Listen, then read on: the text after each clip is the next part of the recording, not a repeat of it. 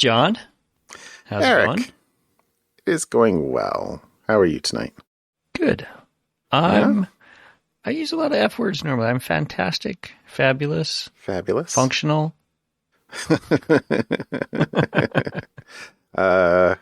Functional. That's a good one.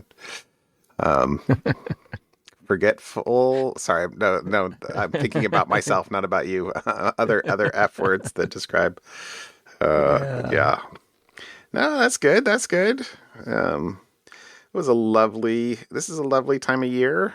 It was a lovely weather. It's just a little warm at the end of last week, but the weekend was awesome. And Fantastic it was, yes.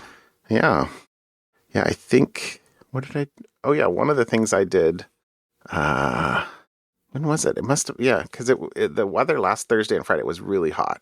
And so one of my kind of closing down the season things I wanted to do and catch the last heat of the hot days was actually melt the wax that I had collected, beeswax. Oh, your beeswax. For the year. Yeah. So I'm sure I said on the podcast a couple of years ago, I built a solar wax melter, and it is melted. It is still sitting out there, not like in the middle of the sun. So, might have melted a couple times over the course of the last couple of days, because I still haven't taken it out and cleaned it up. But yeah, I looked out there. It was good. And so that was awesome. Yeah. Cool. One of the things late last week. But anyway, yeah, it's been around here. It's been, we're kind of prepping for my older boy to go off to college and exciting times. Yeah, you could say that. A little trepidatious on our part, just so so different, but we've got a pile of stuff that is up on the kitchen or in the dining room, I guess. My wife has gotten a lot of stuff that he will need, and we've got all the sheets and all that kind of stuff in boxes, and he largely, but we kind of help fold and everything else. Nearly every stitch of clothing, laundry wise, so we could figure out what goes in the trash, right. Etc. And he and I went down to the bank and kind of got him all squared away. For a little more independence than. Nice. Because he just hasn't worried about that to date, and on Saturday before they closed. And, so just kind of checking a lot of boxes and trying to make sure that we do as much as we can think to do. I'm sure we will have forgotten 53 things, but, Yeah. That's where it is. Yeah. So the only other fun thing we did this weekend, I did some unfun things, including weed eating and blowing all the stuff that I weed eated, and right. 3 backpack sprayers full of poison to try and kill all the weeds. But we also went out, there's the kill the plants, and then there's the growth plants. So we went out to the Tillamook Forestry Center on Saturday. Because my wife, I assume you've been out there before. It's on Highway 6, halfway it's been a while to the coast. Yeah. It's just gorgeous out there, and the forest is lovely. And my wife's going to be taking a class out there for a field trip this week. And so she wanted to go and kind of, it's been a while since we took the boys out there for a hike. And so, so that was cool. It's just lovely out there next to the river. And and fun. Yeah, it was good. It was a nice weekend. It was a nice weekend. My weekend was, so my boy, I think I mentioned before, volunteers at the zoo. Mm-hmm. And so he had a summer job volunteering at the zoo. Mm-hmm. And he has continued during the school year to volunteer. So he's now doing Thursday evenings. Cool. Making things for the animals. I think they call them enrichment projects. So if you ever watch a zoo's station and they have like pumpkins that have stuff in them, oh, okay. you know, that they give out to the animals, that's made by somebody. Like Well, it's food. made by volunteers. Mostly yeah, food. Food. And then other, you know, they just kind of do other activities to, you know, I guess to stimulate the animals. So Okay. building ropes together, you know, whatever it is. Anyways, so we went out to the Zoo Appreciation Weekend. We got there right as the zoo was closing, and so his volunteer pass got him and 3 guests. So all 4 of us went. The whole family went. And we went to the zoo. They had a unlimited carousel and train rides, and go see all the animals without the crowds. And then they had a very cool dinner. So they had a dinner where you could go. It was buffet. That's what I'm missing. Buffet. And it was actually really good. I didn't know what to from the expect, restaurant at the zoo. I mean, yeah. I've eaten at the zoo restaurant, not for years, but I remember it being decent. It was very good. And then the exciting part for me was, amongst all the volunteers, they had a bunch of different activities for people to do, and one of them was a cornhole tournament. Okay. So if you're not familiar with what cornhole is, basically there's 2 platforms on it. Well, it's like horseshoes. It's like the inverse of horseshoes. Instead of trying to throw a horseshoe around a stick, you're trying to throw a beanbag into a hole. And there's this little platform, and you stand, so many feet away, and you fling the beanbag, and if you land on the platform, you get 1 point, and if you make it in the hole, you get 3 points, and so on. Okay. So they had this cornhole tournament. And all right. I thought, well, I'll just go do that. So I went and did that and got all the way to the final round. And this wasn't a series, it wasn't points. They weren't broadcasting this on ESPN, the Ocho, or anything, right? This was just, you got your 4 throws, and that was the end of the round. Okay. And then for the final round, they were like, all right. Round robin for or your something first like throw. Yeah. So for your first throw, so it's me and this other guy, and they're making jokes about, we got the 2 ringers. I have no clue how I got to the final round because I played cornhole maybe twice before in my life. But you have a keen eye and a repeatable throw. I know how to throw a beanbag at something, right? So it was working for me. And, anyways, so, you get to the final round, and they're, all right, for your first throw, you have to stand on one leg like a flamingo and toss it. So we both do that. And I think he gets it in the hole. So he's got 3 points, and I land on the platform. So I got 1 point. So he's up by 2. Then the next one is like, while you're throwing, you have to make the sound of your favorite animal. So I make an elephant, noise. And I think he did a tiger and throws it. And he got one on, and I got one on. So we're both on. So now he's still ahead by 2 points. All right. And then it was throw with your non-dominant hand. So we both missed. So he's still up by 2. Oh, okay. Or no, he landed on. Yeah, the story. I'm going to mess up the story. Anyways, so the suspense is killing me. I'm hoping so because I'm leading up to this, right? So he's up by 2, and I'm like, and then the last throw is just your best one. I'm like, well, he wins, not a big deal. So he throws and misses everything. So, which is I can win if I can land it in the hole. If you get it in the hole, and he threw first. He threw first. So there is one last thing, and the crowd. The guy had a mic, and he's talking. Oh, the suspension's building. All right, can he do it? So some pressure on me. I'm starting to sweat a little bit. Not really, but So I'm like, all right. Virtually. So I fling it, and it's in the air, and it floats, and lands in through. Slides in through the hole. Victory is mine. And I won a enrichment project trophy, which was basically some paper towel rolls stuffed with tissue paper and, writing. Like columns. Columns, first place. I have it on the mantle, it's a great prize. So anyways, I am considering, after this success, at giving my 2 weeks notice and turning pro at Cornhole, because apparently people do this professionally. You can find it on YouTube. So there you go. That was my weekend. But probably in the deep Midwest. Yeah, you don't see it a lot out here in Oregon. At least I haven't seen it a whole lot out here. Mostly on 4th of July weekends kind of thing. That's pretty funny. Anyways, so that was my weekend. And I totally overshadowed the most important thing about the whole event was celebrating my boy who volunteered at the zoo and donated all his time.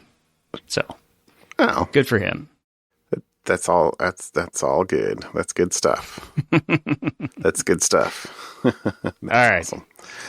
All right. Well, so we're recording a little bit earlier this week because got plans later this week. So podcast will come out a little early, hopefully, assuming I can get off my duff and get it edited before the weekend, like normal Wednesday night recording, probably. But so anyway, all good. But a little bit of short week for topics. What'd you bring? So the one I saw was, we talk a lot about malware, malicious, stuff, Trojans, viruses, etc. Typically, people think of that in the context of Windows. Most of the world has been Windows for a long time. There's apparently, and we've known there is Linux malware, but there is Linux malware that is a password stealer that has been available for 3 years that no one has detected.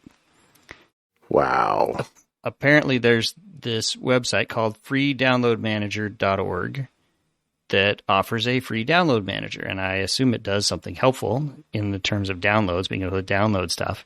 But the interesting thing about this is it only would sometimes redirect users to a malicious site to download a malicious package, and other times you wouldn't get a malicious package. So it was a legit thing, but just occasionally it had malicious. And the research, I think it was Kaspersky that found this, couldn't figure out why it would send some to there was no pattern why it would send some people to the malicious site and some people to the non-malicious site. Maybe it was just some A/B testing going on. Hey, we'll test this out.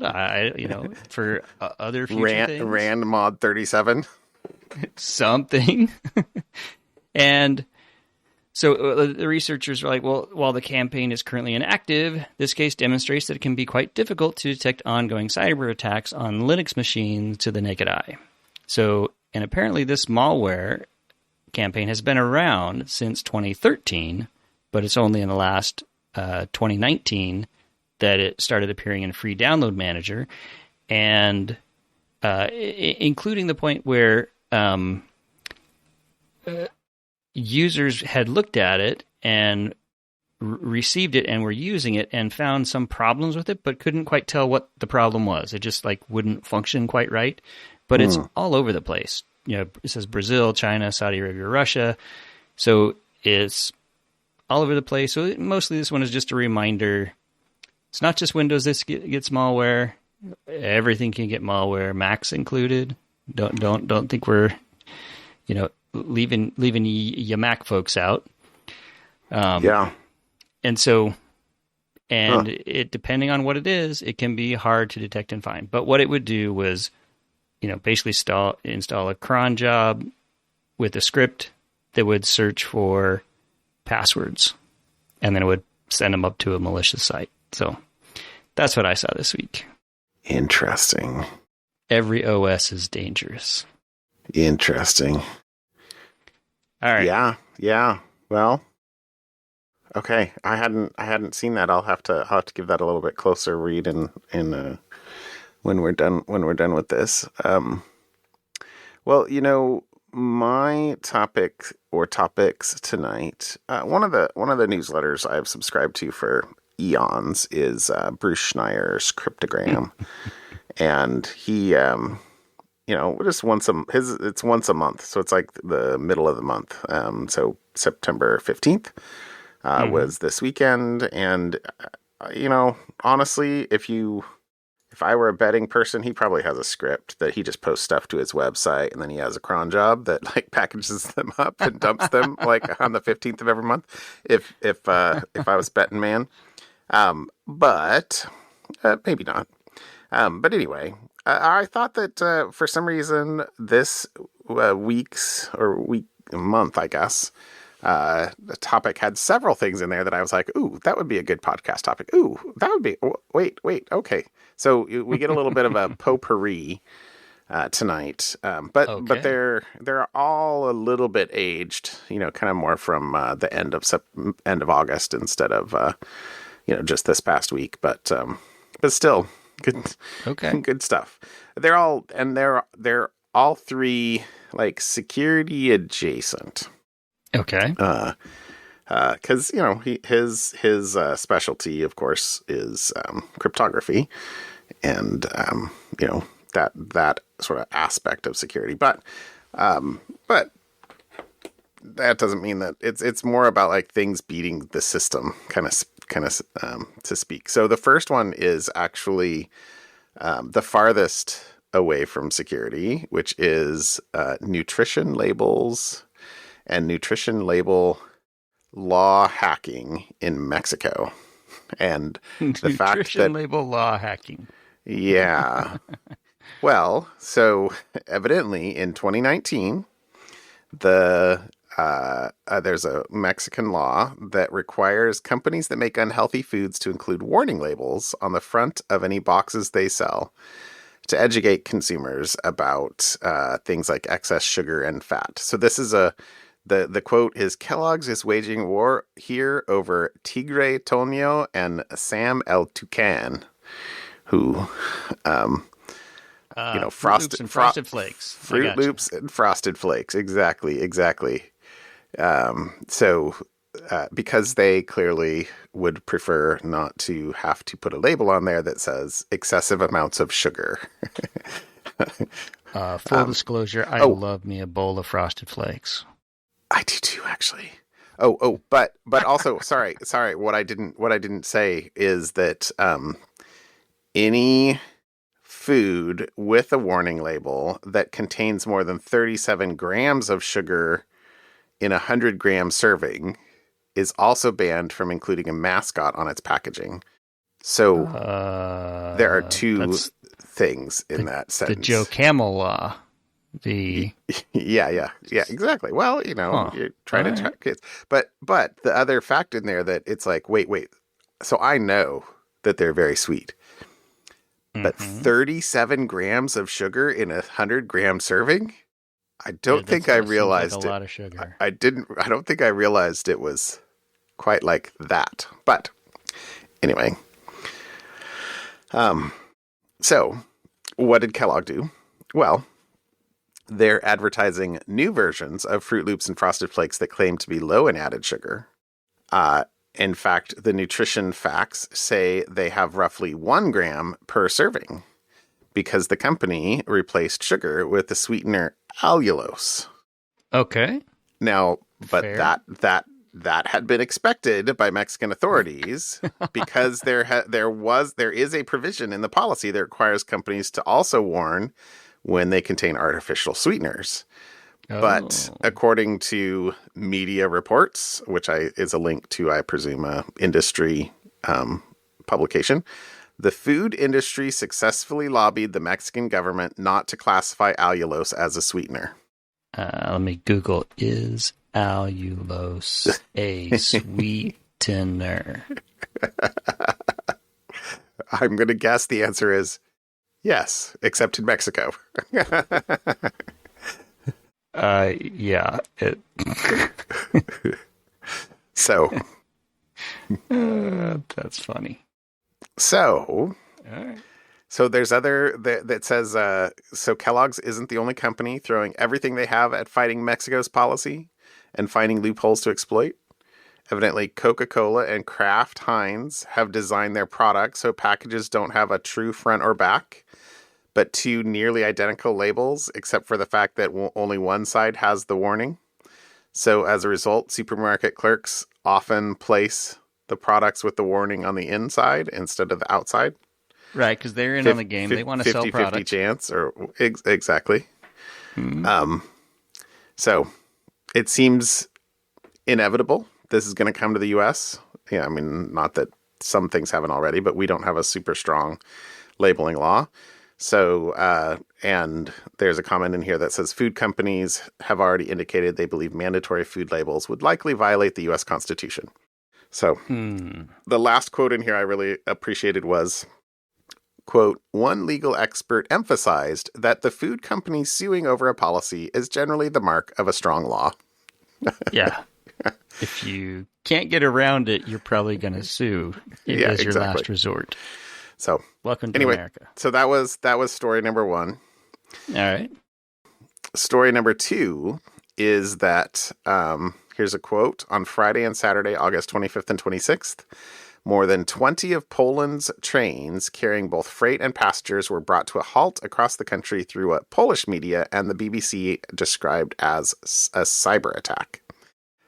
Polish intelligence services are investigating the sabotage incidents, which appear to have been carried out in support of Russia. The saboteurs reportedly interspersed the commands they used to stop the trains with the Russian national anthem and parts of a speech by Russian President Vladimir Putin. Nice. So this is, Ukraine adjacent, clearly. But the issue there is that the quote unquote cyber attack doesn't involve cyber at all, because the way to stop a train is evidently to play 3 tones on a certain frequency that is a well-known frequency and has been documented for years. And, quote, because the trains use a radio system that lacks encryption or authentication for those commands, Olejnik says anyone with as little as $30 of off-the-shelf radio equipment can broadcast the command to a Polish train, sending a series of 3 acoustic tones at 150.100 megahertz frequency and trigger the emergency stop function. Olejnik says the ability to send the command has been described in Polish radio and train forums and on YouTube for years. Everybody could do this, even teenagers trolling. The frequencies are known, the tones are known, the equipment is cheap. I was about to say this reminds me of that article in, I don't remember what big city it was, Houston or maybe San Francisco. San Francisco. The a couple Mercy years ago. broadcast. Yes, yeah, it was San Francisco. Some people could, I couldn't remember. Yeah. But then it was, you have YouTube videos, everybody could do this, and the equipment is cheap. Well, maybe this one was a little bit easier than San Francisco.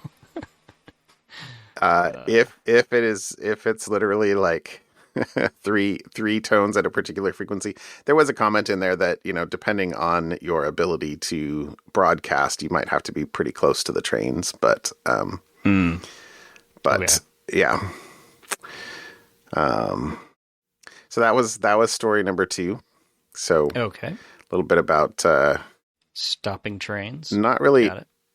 Yeah, I was going to say this isn't really an IoT attack unless that's T stands for trains. Yeah.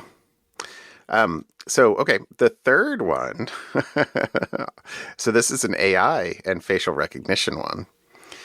Let me quote. An 86-year-old man accused of assuming his brother's identity decades ago and using it to double dip on Social Security benefits has been convicted of several charges, caught by facial recognition technology that matched the same face to 2 different identities. Okay. So, this gentleman assumed the identity of his brother in 1965, a few years ago, a quarter century after his sibling's death as an infant, and used the stolen identity to obtain Social Security benefits under both identities, multiple passports, and state identification cards, law enforcement officials said. And evidently he's been doing it for 35, 45, 55 years. It said that Gonzalez's benefits were previously investigated by the Social Security Administration in 2010 for potential fraud, but his benefits were upheld. So I don't quite know how that happened. but that a new investigation was launched in 2020 after facial identification software indicated Gonzalez's face was on 2 state identification cards, presumably with 2 different names. So it says the facial recognition technology is used by the Maine Bureau of Motor Vehicles to ensure no one obtains multiple credentials or credentials under someone else's name. So, well, there you go. I would not be surprised if we have a couple of other stories of this in the next along those little lines. bit. Yeah. This is the first of these that I remember seeing specifically identified by facial recognition matching. Yep. But yeah, I'm sure that Mr. Gonzalez is not the only one. No. 86-year-old man. So he's lived his best life. Well, twice. he's lived his brother's best life too, or something. I don't. Yeah. Anyway, there we go. There was three articles from this week's or this month's cryptogram. So nice. There you go. Something fun. How about something fun? All right. So we've all heard of vaccines. We know what vaccines do. Vaccines recognize virus or bacteria and in your body, and they attack it. Something I had never heard of is an inverse vaccine. I have never heard of an inverse vaccine either. The University of Chicago's Pritzker School of Molecular Engineering has shown in a lab setting that it can completely reverse autoimmune diseases like multiple sclerosis and type 1 diabetes, all without shutting down the rest of the immune system. Because this new inverse vaccine does the opposite of what a vaccine does. It removes the immune system's memory of one molecule. So that what? I know. So while such an immune memory erasure would be unwanted for infectious diseases, it can stop autoimmune reactions to those. See, I'm reading here. Seen in multiple sclerosis, type 1 diabetes, and rheumatoid arthritis, in which the immune system attacks a person's healthy tissues. Yeah. So this inverse vaccine takes advantage of how the liver naturally marks molecules from broken down cells with do not attack flags to prevent autoimmune reactions to cells that die by natural processes. And so the PME, the researchers, coupled an antigen, a molecule being attacked by the immune system, with a molecule resembling a fragment of an aged cell that the liver would recognize as a friend rather than foe. And they showed how they could successfully stop an autoimmune reaction associated with multiple sclerosis-like disease. So I thought this was super cool. I had never seen or heard of this before, and it's like, there you go. Now we can potentially start fixing things that the body does wrong when the body attacks healthy cells. That is so cool. Yes. So that is my something fun. The concept of an inverse vaccine. I'm texting that to the family right now. That is super cool. All right, there you go. That's my something fun for this week. Wow. Okay, you're knocking it out of the park, man. Okay, my something fun this week is actually an obituary that I saw. I think I don't know, just browsing the web, but it was one of the last surviving female Bletchley Park codebreakers, who was a computer at in World War II, helping decipher enemy communications. So she was 99, obviously, I guess, in the UK. Wow. So it says Margaret Betts of Ipswich, Suffolk, was 19 when she was headhunted by, quote, men from the ministry, having performed well at school.